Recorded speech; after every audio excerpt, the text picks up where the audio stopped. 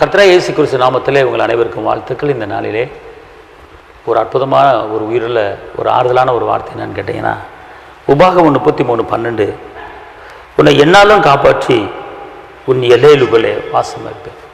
உன்னை எப்போதுமே காப்பாற்றி உன் எல்லைக்குள்ளே நான் உன்னை பாதுகாத்து வாசமாக இருப்பேன். யாருங்க சொல்லுவா அந்த வார்த்தையை? உன்னை காப்பாற்றி உன்னுடைய எல்லைக்குள்ளே உன் குடும்பத்தில் நான் தங்கியிருந்து உன்னை பாதுகாத்து கொள்வேன் அப்படிங்கிறார். யாராவது சொல்ல முடியுமா? ஆனால் என் இயேசு ராஜா சொல்கிறார், என் இயேசு தகப்பன் சொல்கிறார், கைவிடாத கண்மலை சொல்கிறார், கைவிடாத மீட்பர் சொல்கிறார். சாரோனி ரோஜா இரக்கத்தின் சொருபி அந்த இயேசுடைய பாதத்தில் விழுந்து 1000 முத்தங்கள் இட்டாலும் பத்தாது. அவரை போற்று புகழ 1000 நாவல்கள் இருந்தாலும் போதாது. அவ்வளோ ஒரு உன்னதமான ஒரு தெய்வம் அந்த இயேசு. அவர் கோடி சோதரத்தை கோடி நன்றி பிள்ளை இடத்துல பத்தாது. இன்றைக்கி சொல்கிறார், நான் உங்களுக்குள்ளே வாசம் பண்ணி உங்களை காப்பாற்றுவேன். என்ன சொல்கிறார் பார்த்துக்கொள்ளுங்க, உன்னை என்னாலும் காப்பாற்றி உன் எல்லைக்குள்ளே வாசமாக இருப்பேன். அது என்ன ஆகும்னா, எப்போதுமே உன்னை நான் காப்பாற்றுவேன், நீ பயப்படாதுங்கிறார்.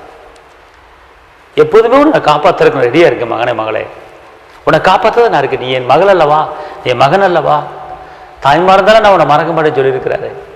ஸ்திரீயானவள் தன் பாலனை மறந்தாலும் நான் உன்னை மறக்க மாட்டேன்னு சொல்லியிருக்கிறார். அதனால் அவர் வாசம் பண்ணுறேன் அப்படிங்கிறார். என்னாலும் உன்னை நான் காப்பாற்றுவேன், காப்பாற்றிட்டு உன்னை அம்போன்னு கைவிட மாட்டேன், நான் தங்கியிருப்பேன் அப்படிங்கிறார். அதனால் இந்த நாளிலே கர்த்தர் உங்களோடு ஈடுபட்டிருக்கிறார்.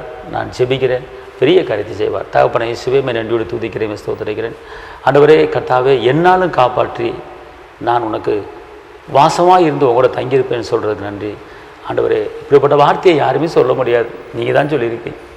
இந்த வார்த்தை முடிய பிள்ளைகளுக்கு நீங்கள் அன்பை தாங்க, சமானத்தை தாங்க, இரக்கத்தை தாங்க, தயவை தாங்க, கிருபையை தாங்க. உங்களுடைய பிள்ளைகள் வாழ்ந்திருக்கணும், உங்களுடைய பிள்ளைகள் உயர்ந்திருக்கணும், உங்களுடைய பிள்ளைகள் செழித்திருக்கணும், உங்களுடைய பெருகணும்.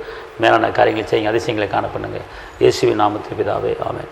கர்த்தர் உங்களை ஆசீர்வதிப்பார். தேவனுக்கே மகிமை. ஹல்லேலூயா.